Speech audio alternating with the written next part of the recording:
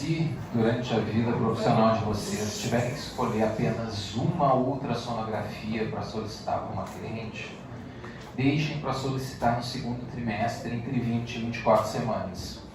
Tá? Por quê? Porque a gente consegue dá para fazer uma boa datação ainda, relativamente confiável, tá? Você vai errar com uma semana para mais ou para menos, e consegue ainda fazer detecção de sinais de cromossomopatias, de alterações, malformações congênitas, ainda numa fase que dá para intervir. Bom, num cenário ideal, o que a gente vai fazer? A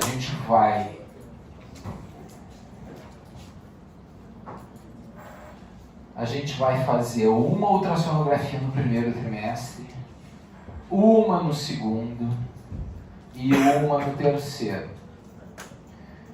Se possível, ainda conseguir fazer um ecocardiograma fetal no terceiro trimestre, melhor ainda, tá? Bom, quais são as indicações de ultrassonografia? Primeiro, para confirmar a gravidez, né? Como é que a gente confirma a gravidez? Quais são as formas que a gente pode dizer, esta mulher está grávida? Bom, então o primeiro diagnóstico seria bioquímico, beta-HCG, que é o mais precoce, tá? Com um dia de atraso menstrual, já dá para fazer o diagnóstico por beta-HCG, tá? Bom, e aí, o que mais? Batimento, se você tem um sonar e aquela mulher está com atraso menstrual, aumento de volume abdominal, e com o sonar você encontra uma frequência cardíaca, né? Escuta lá uma pulsação que é diferente do pulso dessa mulher, você sabe que tem outro coração batendo lá dentro. Palpação de partes fetais e reconhecimento de movimento fetal também é outra forma de identificar, fazer o diagnóstico de gravidez. Bom, e ultrassonografia precoce também vai identificar, vai confirmar o diagnóstico de gravidez. Porém, não é tão precoce quanto o beta-HCG, tá?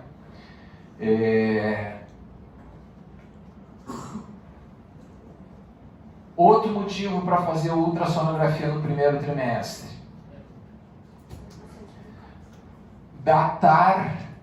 Datação da prenhez. Não estou reduzindo as grávidas a vacas ou éguas, tá? Prenhez serve para qualquer mamífero, tá? Não é só para animais não humanos. Determinar o sítio de nidação. Vocês lembram que eu falei para vocês qual é... Agora há pouco a gente comentou sobre isso. Qual é o lugar que eu espero que se fixe o ovo? Numa cripta glandular que fique...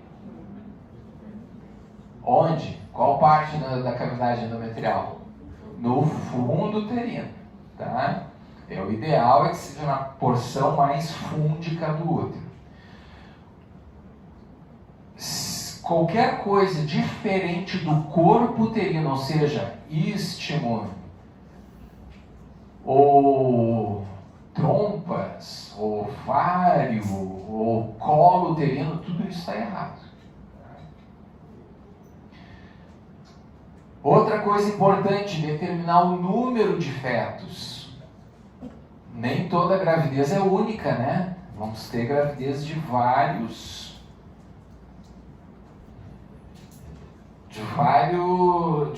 formas. A gente vai ter gravidez única, tem mulheres que têm gravidezes gemelares, tem mulheres que têm um feto que está tópico e outro que está fora de lugar, né? Dentro das gestações gemelares ainda é importante definir qual a corionicidade e qual a amniosidade, até para determinar o risco de complicações dessas gestações múltiplas. Bom, outra coisa, determinar a vitalidade fetal. Quando a gente identifica BCF, a gente sabe que está vivo. Ponto. Tá? E identificar uma complicação das gestações, que é a neoplasia trofoblástica gestacional, que muitos conhecem pelo nome de mola. Tá?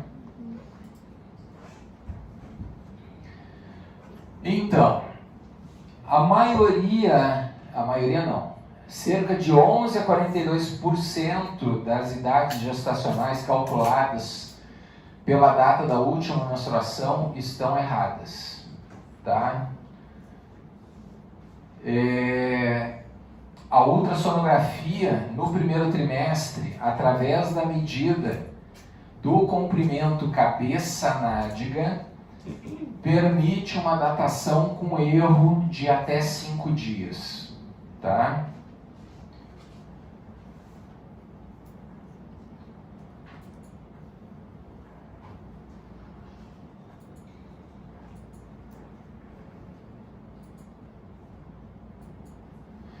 Então, no caso aqui, quando a gente não consegue identificar o que é cabeça e o que é nádega, quando é muito novinho, a gente vai pegar o maior eixo desse embriãozinho, tá? Quando é possível identificar já a cabeça e a bundinha, a gente faz a medida enxergando o ponto mais cranial e o ponto mais caudal na nádega.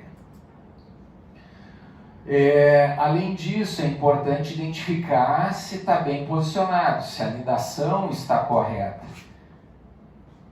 A gente pode ver aqui o seguinte, ó, isso aqui é um útero retrovertido, tá? E aqui está o fundo uterino. Essa anidação está adequada? Sim, está próxima do fundo, ó, está no corpo ainda, certo? Então está no lugar certo. Essa daqui, olha só, essa daqui é a mesma que a anterior, só que num estágio mais avançado. A mesma coisa, ó, retrofletido e juntinho do fundo uterino tá essa miniatura de gente. Então a anidação está adequada, não é isso? Agora, e quando a anidação acontece no próprio ovário? É um problema, né? Isso pode matar a mulher. Inclusive, gravidez ectópica é uma das causas de quê? Abdômen agudo, eu ouvi aborto. Abdômen agudo. Que mais, para o pessoal que vai fazer prova hoje, ectópica é causa de? Choque. Choque hipovolêmico, isso. Tá certo, só para ver se o pessoal estudou o Rush mesmo. Vai doer, tá? Vamos lá, vamos continuar. Então aqui, ó, sinais de gravidez ectópica, né? Presença de massa em anexo, presença de líquido livre, né? Isso aqui era sangue, tá? Já estava rota. Essa anidação aqui está adequada? Vejam que aqui é fundo e aqui é colo. Essa aqui está adequada? Não, está bem inadequada, tá? A chance de perda fetal é enorme, né? Juntinho do istmo já.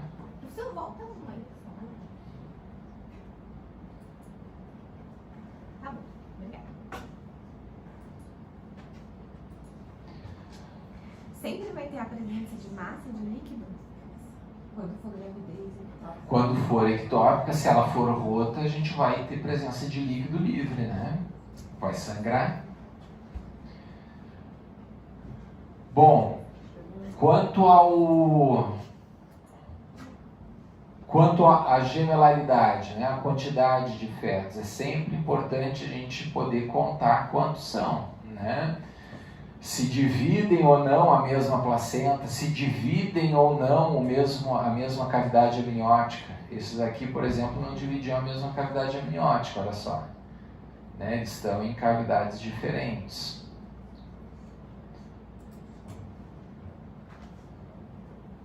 Já esses aqui estão na mesma, a gente não encontra nada dividindo. Esses aqui estão em cavidades diferentes, olha só, o âmnio dividindo.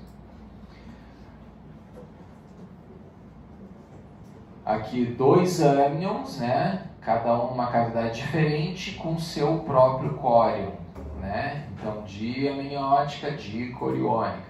Bom, vocês não precisam guardar nem identificar isso na imagem, mas é importante vocês saberem que ter o conhecimento de que estão em córions diferentes diminui o risco de complicações. Quais tipos de complicações que a gente teria? A que mais mata? A chamada síndrome da transfusão feto-fetal, tá? Um dos gêmeos é chamado gêmeo parasita, por quê? Porque ele acaba roubando a nutrição, o sangue do outro, coitadinho. Aí um fica com restrição de crescimento e o outro fica macrossômico, tá? E tem tratamento. Tem como resolver isso durante a gestação.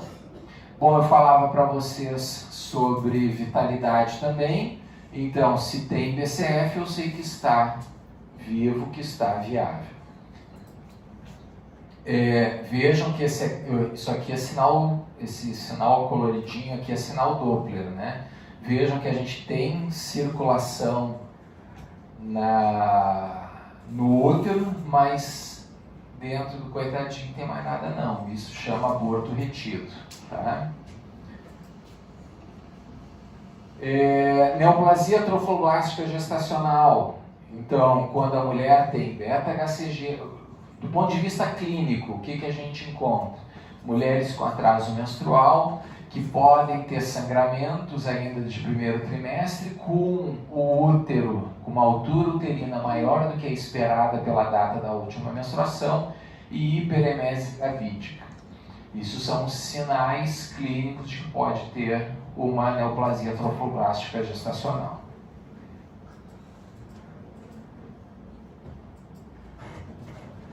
Bom,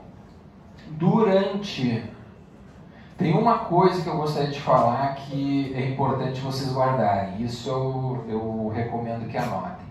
Existem alguns marcos durante a gestação no primeiro trimestre que são importantes do ponto de vista anatomo-funcional. O primeiro é o seguinte: todo fetinho com 10 milímetros tem que apresentar BCF, tem que ser visível o batimento cardíaco fetal, tem que ser detectável. Antes disso, não dá para a gente bater o martelo e dizer assim, ó, está com aborto retido. A gente só pode afirmar isso com certeza a partir de 10 milímetros.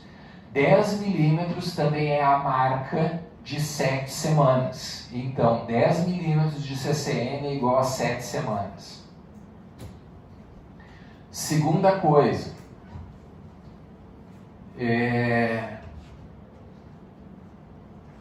entre 11 semanas, que é sinônimo de 45 milímetros de comprimento cabeça-nádega, até 13 semanas e 6 dias, que é o equivalente a 80 milímetros de comprimento cabeça-nádega, é que a gente faz as medidas de translucência nucal, tá?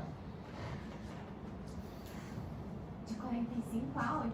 45 milímetros, que é 11 semanas, a 80 milímetros, que são 13 semanas e 6 dias. Bom, existem curvas de normalidade e de risco para a translucência nucal, tá? E baseado nisso, existem calculadoras nas duas maiores sociedades de estudo de medicina fetal do mundo. Tem a Medicina Fetal de Barcelona e tem a Fetal Medicine Foundation, que fica em Londres, tá? Qualquer uma das duas que vocês procurarem e derem um Google, vocês vão achar as calculadoras deles, tá? Bom, Quando que é definitivamente alterada a translucência nucal, independente da idade, né? da idade gestacional, entre 11 semanas e 13 semanas e 6 dias. Todo embriãozinho com mais de 3 milímetros de translucência nucal entra numa destas 6 categorias. Ou tem uma trissomia, e as mais frequentes, a do 21, que é do síndrome de... A do 18, que é a síndrome de... Não, Klinefelter é XXY.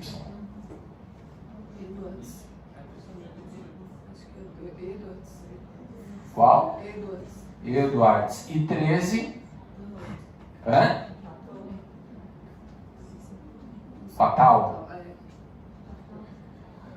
Fatal? Não, tudo bem, mas... É isso aí, tá? 21, 18 e 13 provocam espessamento da translucência nucal. O que é a translucência nucal? Quando a gente pega um corte sagital estrito desse feto, a gente faz uma medida na nuca, imediatamente subcutâneo, tá? É uma região de hipoecogenicidade, vou mostrar para vocês. Então, ou a gente tem trissomias, ou esse fetinho tem uma cardiopatia congênita, ou é vítima de uma infecção congênita. Quais são as infecções congênitas que podem provocar isso? Qualquer uma do espectro Storch, que começa então Storch, né? S de sífilis, T de toxoplasmose, R de rubéola, C de citomegalovírus e H de herpes.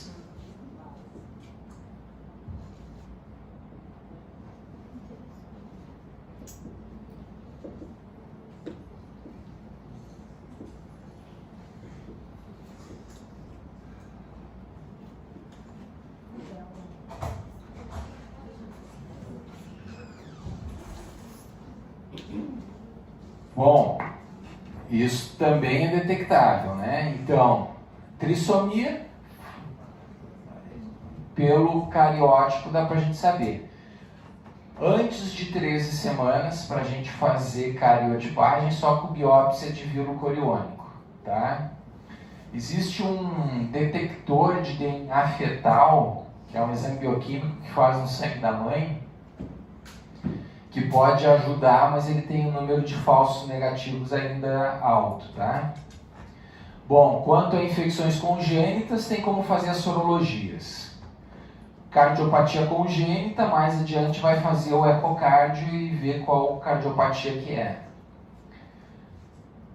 Outra possibilidade, erros inatos do metabolismo. Então, fenilcetonúria, hipotireoidismo, tudo isso pode provocar também aumento da translucência nucal. Displasias musculoesqueléticas, tá? Como a acondroplasia, por exemplo, ou ainda a acondroplasia tanatotrófica, são condições que podem provocar aumento da espessura da translucência nucal. E naqueles embriõezinhos, aqueles fetinhos com síndrome de Turner é uma monossomia, né? A monossomia do X. Ele também vai se apresentar com espessamento da translucência nucal. Então, apareceu uma senhora gestante para vocês no atendimento lá da Pisco, lá na UPA, que a translucência dá 3 milímetros ou mais, vocês têm que encaminhar para aconselhamento genético, tem que solicitar as sorologias e encaminhar para fazer ecocardiograma fetal. Tá? Essas 3 coisas tem como a gente fazer. Até aqui, ok? Professor, Fale. toda vez que tiver esse aumento acima de 3 milímetros, com certeza vai ser uma dessas 6 coisas. O risco é bastante alto para uma dessas 6 coisas. Penso o seguinte, eu não gosto de falar muito com certeza, porque é medicina, né? Medicina às vezes aplica umas peças na gente, né? Mas via de regra se encontra uma dessas 6 possibilidades, tá? Outra coisa é o seguinte, se for um erro inato do metabolismo, nessa época da gestação, normalmente elas não evoluem, tá? Essas crianças acabam falecendo durante o caminho antes de a elas ser dado à luz. Bom, outros marcadores de trissomias são a ausência do osso nasal, nessa época entre 11 semanas e 13 semanas e 6 dias. O ducto, o tipo de fluxo que existe no ducto venoso, tá? Isso eu nem vou ensinar para vocês como é que vê, mas virá descrito no exame. Refluxos da válvula tricúspide, frequências cardíacas muito baixas. Nessa época, a frequência cardíaca normal é em torno de 160 batimentos por minuto. Então, se aparecer um embriãozinho com menos de 150, a gente vai ficar bem preocupado também. Quanto às calculadoras que eu falei para vocês, tem essa da Fetal Medicine Foundation, tá? Se vocês clicarem, se vocês buscarem esse site, tem uma aba que é só de calculadoras, tá? Então aqui, ó, a gente no sagital tá enxergando aqui, ó, o ossinho nasal, tá certo? Então tá ok. E nesse mesmo sagital, vocês enxergam que a gente tem a camada da pele, que é a hiperecóica? Vocês veem que tem um hipoecóico entre a pele e o resto do corpinho? Que está aqui registrado por esses calipers. Isso é a translucência nucal, tá? Essa aqui tem mais de 13 milímetros ou menos de 13 milímetros? Muito mais, né? Está registrado aqui 7 milímetros, tá? Ela tá deitada? Ela está com as costas viradas para o transdutor. E é ela mesmo, viu? Sem querer tu acertou. Esse aqui era um caso de síndrome de Turner, tá?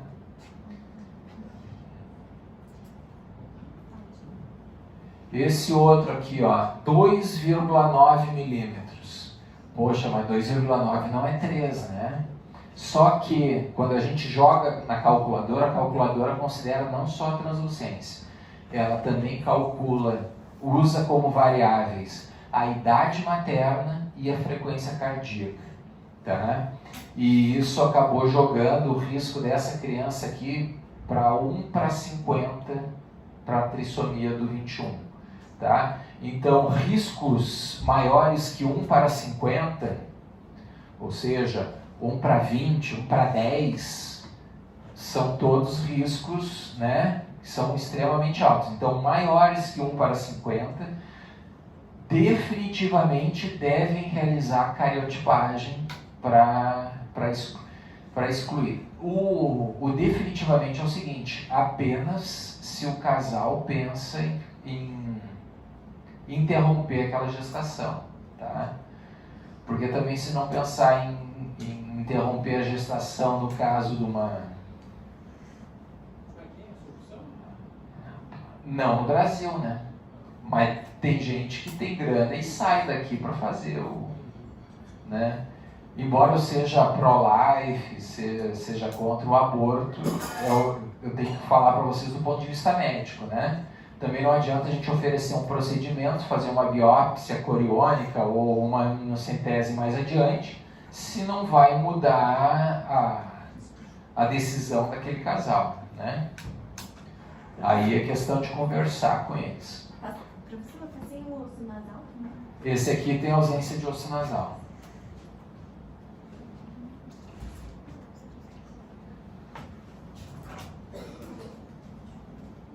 O coração bate?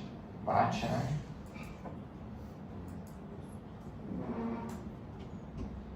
Bom, ainda no primeiro trimestre a gente já consegue reconhecer as 4 câmaras, consegue reconhecer a via de saída do ventrículo.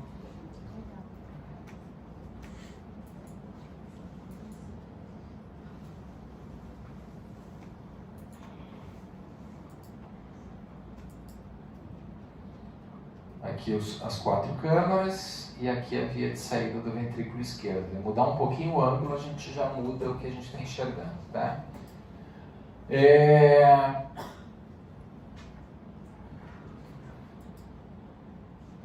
Isso aqui é o tal do ducto venoso. O ducto venoso é algo que eu gostaria de perder um pouquinho de tempo aqui com vocês. Circulação fetal. Alguém lembra lá do terceiro período como é que se dá a circulação fetal? Eu vou entender isso como um não, tá?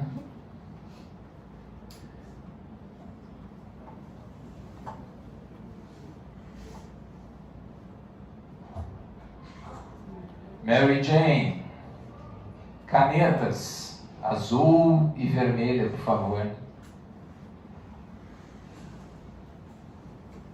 Mais rápido, menina. Você tá muito mole. Pois é só para não perder o costume. Canetão, azul, vermelho. Não, deixa eu botar a Mary Jane para correr. Obrigado.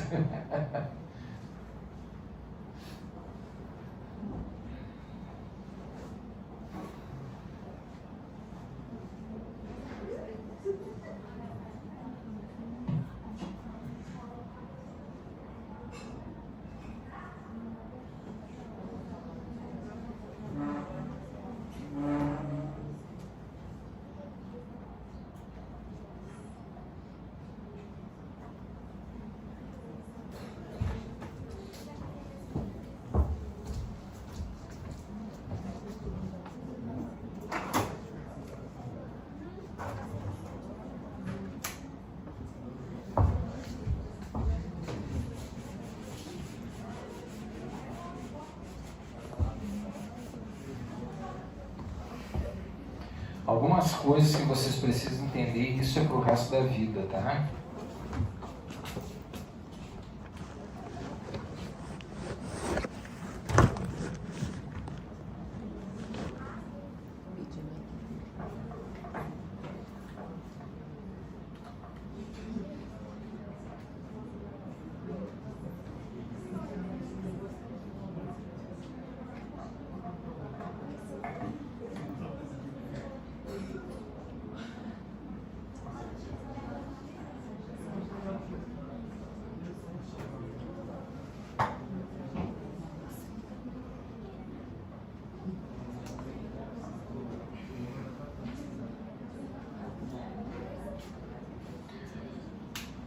Cordão umbilical é formado por quantos vasos?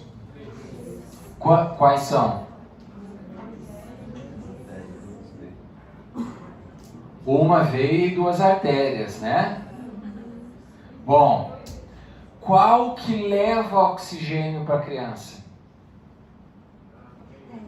Veia, excelente. A veia umbilical leva o sangue que foi trocado, que foi oxigenado na placenta, tá? Esse sangue chega no abdômen da criança e aí ele tem 2 caminhos. Ou ele vai para o ducto venoso, ou ele vai para a veia hepática direita, tá? Veia hepática direita ou ducto venoso. Por que ele vai para o ducto venoso? Para ser um curto-circuito, para diminuir o caminho até a chegada no átrio direito. Então, no átrio direito,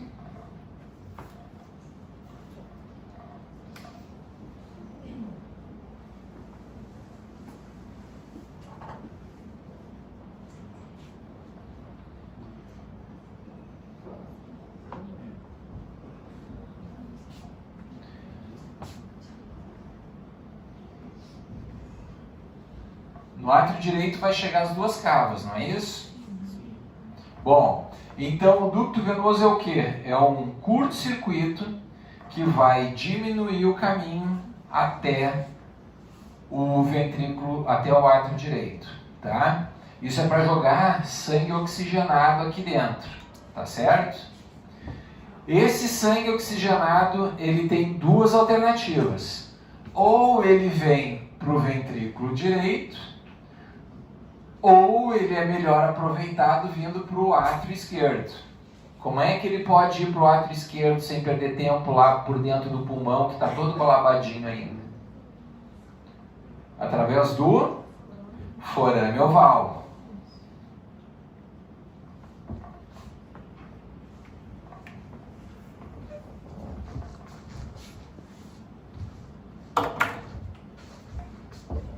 Através do forame oval. Então, cerca de 70% do sangue que chega pela veia umbilical vai para o ducto venoso.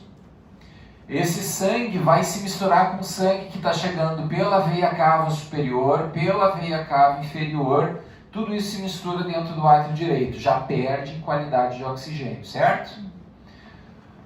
Bom, para a gente não perder mais qualidade de oxigênio, o que acontece?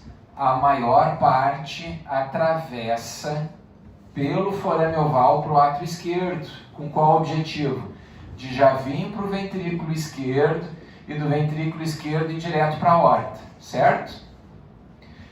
Bom, e o sangue que foi para o ventrículo direito? O que acaba acontecendo? Parte dele vai acabar indo para o pulmão para vascularizar o pulmão. Mas parte dele, o que acontece? O tronco da pulmonar não se divide em artéria pulmonar direita e esquerda? Sim. Então, o que acontece? Logo na origem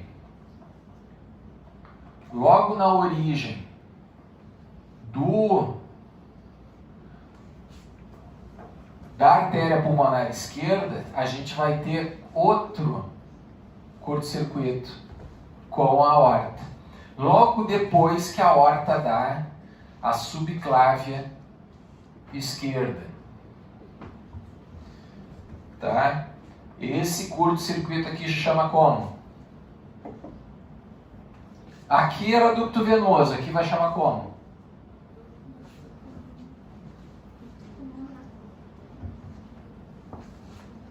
Não é de uma artéria para outra artéria? Então como é que vai chamar, gente? Isso! Ducto ou canal arterial. Certo? Então, qual é o objetivo? O objetivo é que a maior quantidade possível de sangue oxigenado acabe indo para o cérebro. Tá? Isso acontece como? Pelo forame oval. Tá? Então, esse sangue que atravessa, que chega no forame oval, que atravessa para o átrio esquerdo, ele vai para o ventrículo esquerdo, é jogado pela aorta para o tronco bracocefálico, que vai dar depois a subclávia e a carótida comum direita, a artéria carótida comum esquerda e a artéria subclávia. Por que eu insisto nas subclávias quando eu falo de cérebro?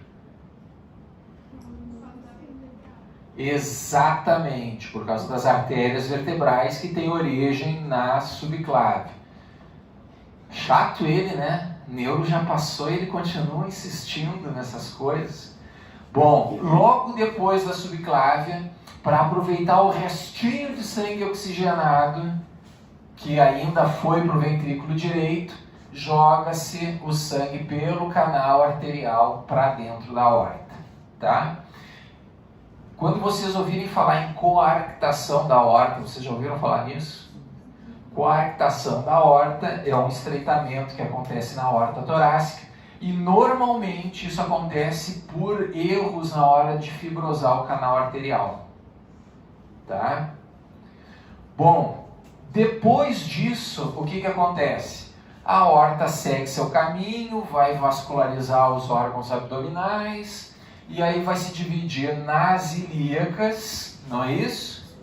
As ilíacas vão se dividir em interna e externa e da ilíaca interna de cada lado vai sair uma artéria. Ou seja, já é o sangue que está pouco oxigenado, não é isso? E esse sangue, então, vai ser levado lá para a placenta para fazer as trocas, etc. Por que quem traz o sangue oxigenado é a veia? Por que a gente chama de veia se traz sangue oxigenado? Porque o conceito de veia e de artéria não tem a ver com oxigenação, e sim com direção de fluxo. Vasos que saem do coração são artérias. Vasos que chegam ao coração são veias. Certo? Então, se o fluxo é cardiopedal, então são veias. Se o fluxo é cardiofugal, são artérias. Foi claro? Beleza. E depois que nasce, o que acontece?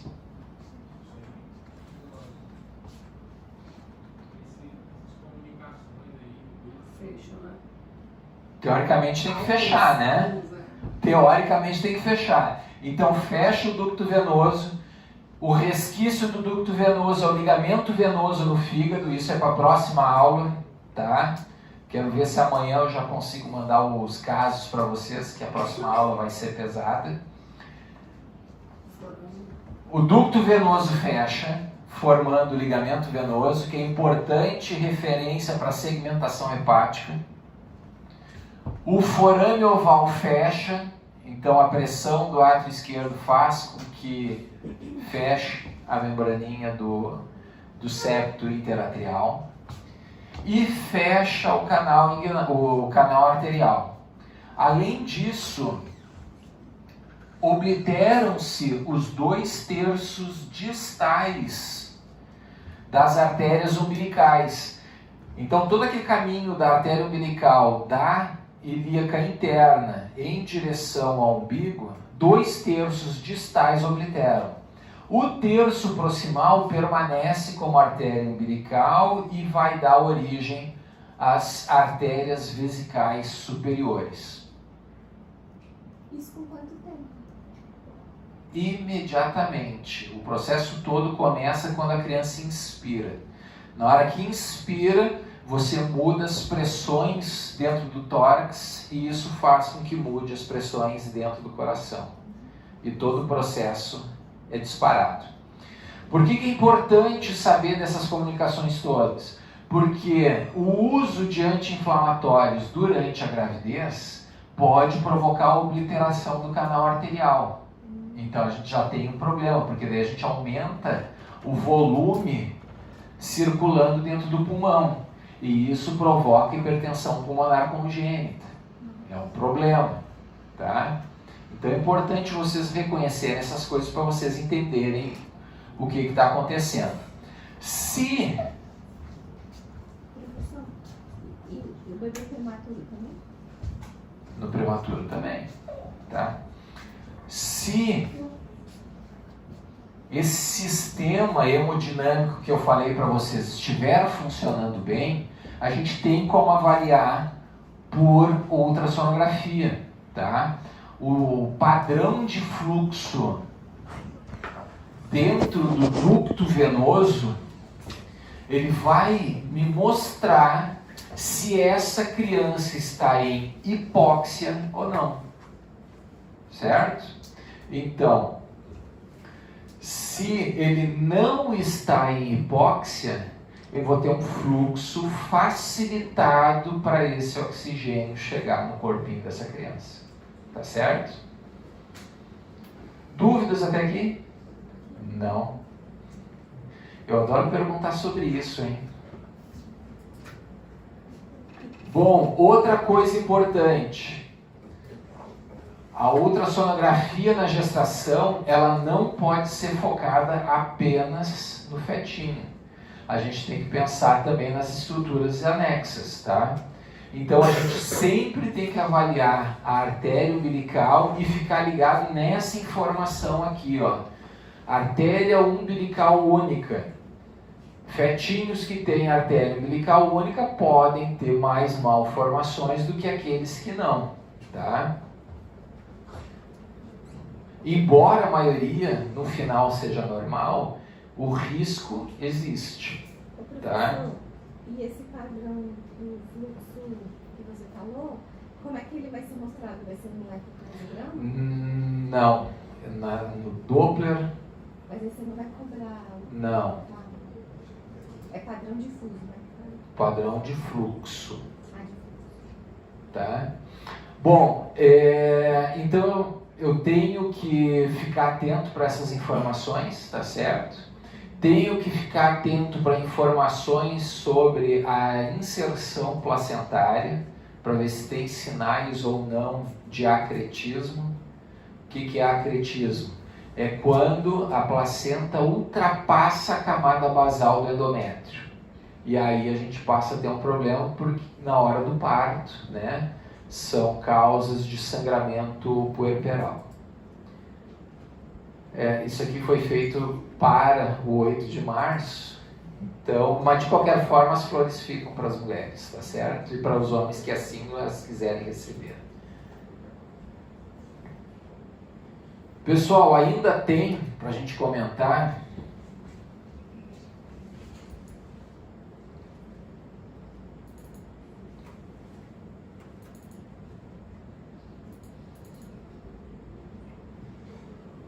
O morfológico do segundo trimestre.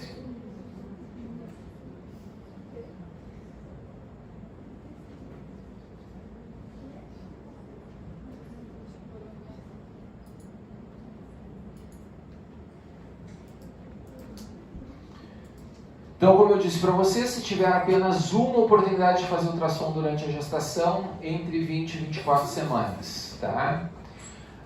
Os motivos são exatamente os mesmos, tá certo? A gente tem que ver viabilidade fetal, ver inserção, né, se está bem posicionado o número de fetos. E aqui é importante também analisar o tamanho dessa criança. Tá certo? A relação entre as partes do corpo. Então a gente vai fazer o que se chama biometria, né?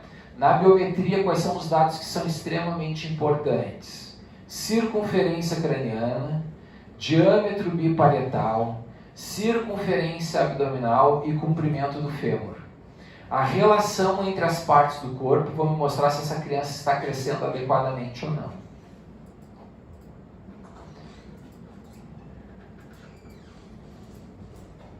Então, como eu disse para vocês, né?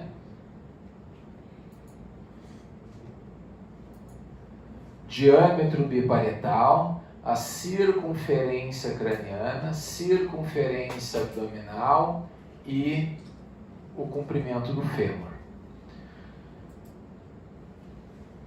Deve-se avaliar também a anatomia fetal básica, ver se está lá, se os ventrículos cerebrais são de tamanho normal, se o tálamo está presente, se o cerebelo está presente, né? Tudo isso deve ser avaliado. Eu não vou... Vocês conseguem identificar o que eu aqui chamei de face? Alguém já identificou. Aqui temos um nariz, narinas e o lábio superior. Esse lábio está íntegro ou está com fenda, ou é um lábio leporino? Hã? Aonde que está o defeito que eu não enxerguei? Vocês estão diagnosticando mais do que eu. Ele está íntegro. Aqui a gente vê o desenho do lábio. Deixa eu mostrar aqui para vocês.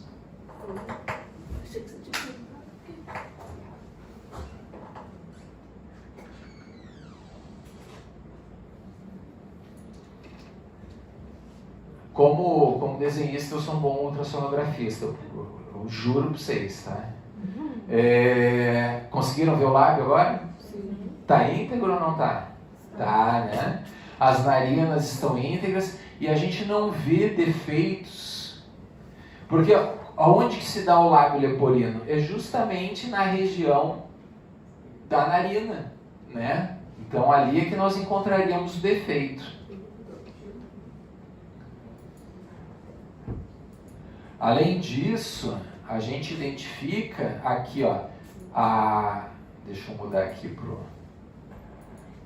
É importante a gente identificar a órbita, né? Aqui está a testinha, a ponta do nariz. Olha o tamanho dessa bochecha aqui, ó, boa de dar uns apertão já.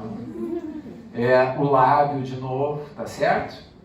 Então a gente tem que identificar a face. No mínimo isso aqui tem que ser visto, tá? Eu nem sabia eu não me lembrava que eu tinha desenhado já. A gente tem que ter certeza que tem duas órbitas, então no corte cranial a gente vê isso. De novo, a gente vê se tem osso nasal, tá? A ausência de osso nasal é um marcador para cromossomopatia, como eu já tinha falado para vocês antes. A gente deve identificar que está íntegro o diafragma. Olha só que bonitinho essa linha aqui, ó. E a gente vê a diferença do pulmão para o fígado. Estão vendo? Olha o coração aqui no meio. A gente deve enxergar o coração. Olha só que bonito, ó. Átrio direito, ventrículo direito, aqui o forame oval com a sua válvula aberta em direção ao átrio esquerdo, indicando que está tendo fluxo adequado do lado direito para o lado esquerdo. O ventrículo esquerdo... Oi, pode falar. O forame oval, ele só fecha também depois do nascimento? Sim, porque é extremamente importante, né, para oxigenar. Qual é o órgão mais nobre que o fetinho tem? Mais nobre do que o coração? Cérebro. O cérebro. Porque o coração funciona em função do cérebro, tá? Então, isso aqui não pode fechar, porque se vocês lembram, o que eu disse para vocês? 70% do sangue que chega no átrio direito vai pelo forame oval para o lado esquerdo. Por quê? Porque é importante que já caia na aorta, porque os 3 ramos da aorta do arco aórtico quais são? Tronco bracocefálico, carótida comum esquerda e subclávio esquerdo. E os 3 mandam, esses 3 grandes vasos mandam sangue para o cérebro. Bom, no abdômen tem que reconhecer a bolha gástrica, tem que ver que tem o estômago para fazer, né, a medida. Bom, aqui outros cortes do coração, isso não vou cobrar de vocês. É importante eu identificar os rins. É importante eu identificar as artérias umbilicais. Então vejam aqui, ó, aqui a bexiga, aqui o cordãozinho umbilical e veja aqui, ó, a direita e a esquerda. Devo identificar os ossos longos, sempre que possível verificar a quantidade de dedos nas mãos e nos pés, tá?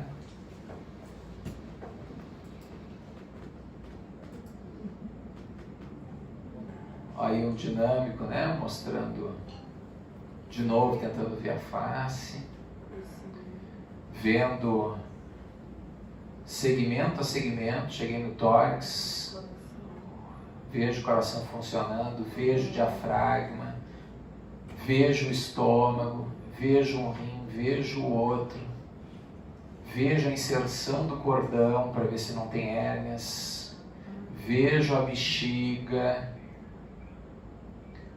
cada um dos membros, ó, direito, esquerdo, pezinho, ó, membro superior, o outro membro superior. Alguma dúvida de que tem 2 mãos, 2 braços, 2 pernas, 2 pés? Vocês viram que não é difícil, né? 30 segundos deu para ver todo o nenê, deu para grosseiramente dizer que tudo está ali, tá? Então, na verdade, quem não vê é porque está de má vontade. É menino ou menina? Alguém enxergou? Não?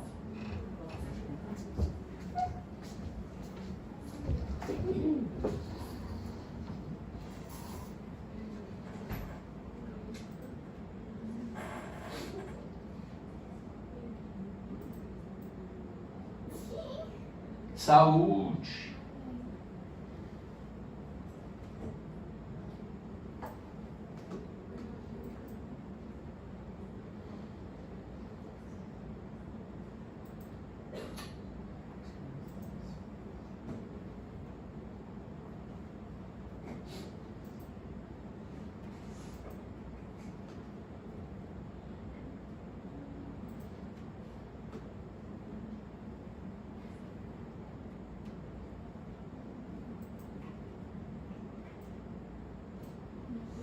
Coxinha, coxinha. Estão vendo que aqui parece um pãozinho de hambúrguer?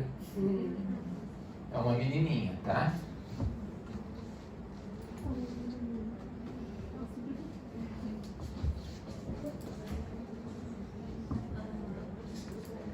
Oi?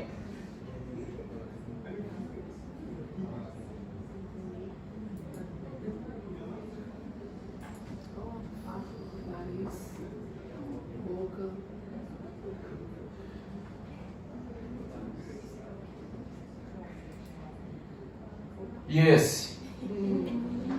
Esse é um menininho, né? E esse? E esse? Menina e menina. Pessoal, esse quadro é importante vocês guardarem, tá? Esses achados são achados que, onde diz maior, tá? É que isoladamente qualquer um desses, quando encontrado, ou seja, onfalocele. O que é onfalocele? É uma hérnia na região de inserção do cordão umbilical. Atresia do duodeno. Existem sinais específicos para a gente saber que tem atresia do duodeno. Tudo isso são marcadores maiores de cromossomopatia. Eles dão uma indicação de amniocentese. Tá? Nessa época, segundo trimestre, basta botar uma agulha, tirar um pouquinho de líquido amniótico e mandar para a cariotipagem, tá? Então, quando a gente tem um maior ou 2 menores, a gente tem indicação de buscar cromossomopatias, tá? Tem indicação de fazer cariótipo. Mas, lógico, nessa época fica muito mais fácil de fazer a cariotipagem porque os riscos da amniocentese são infinitamente menores que o risco da biópsia de vilo coriônico, tá?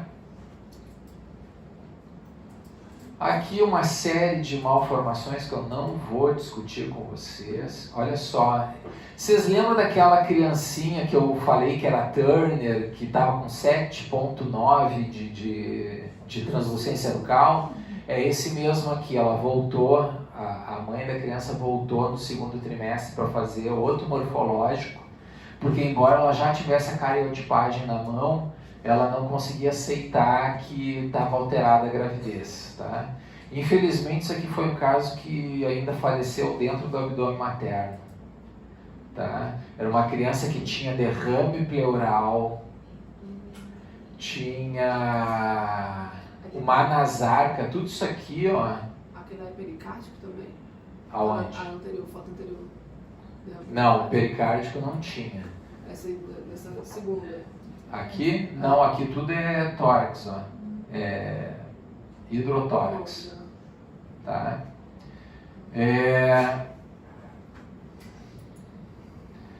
Olha o tamanho da nuca, a quantidade de o higroma que ela tinha, né? A quantidade de anasarca no subcutâneo. Então estava bem disfuncional. Isso aqui já são outros casos com hidrocefalia. Isso aqui é um caso de gastrosquise, tá? Existe uma diferença entre gastrosquise e onfalocele. Onfalocele o material intraabdominal está numa hérnia que está na região de inserção do cordão umbilical. Então está tudo recoberto. Na gastrosquise, o que acontece? Outra coisa, a onfalocele é alto risco de cromossomopatia, marcador maior. Gastrosquise, existe um defeito na parede abdominal, o conteúdo intraabdominal está exposto ao líquido amniótico. Então a gente encontra boiando parte do fígado, encontra alça intestinal boiando dentro do líquido amniótico, mas essa criança, ela, via de regra, ela não tem alteração genética ou cromossômica. É apenas uma malformação isolada. Isso pode ser corrigido. O ideal é que se consiga corrigir intraútero ainda, para que dê chance, para não dar insuficiência respiratória ao nascimento. Mas tem como se manejar, tá? É manejável.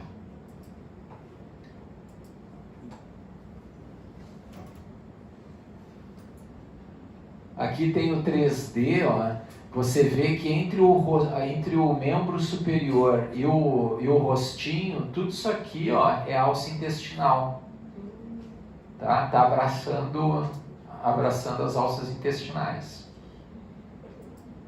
Essa criança, eu tive notícias depois do nascimento, foi operado, está crescendo super bem.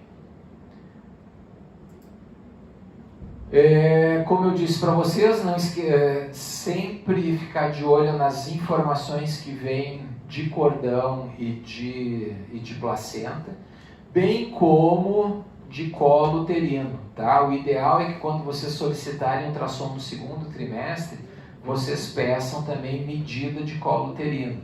Se sabe que um colo uterino com menos de 2,5 centímetros tem maior risco de trabalho de parto pré-termo.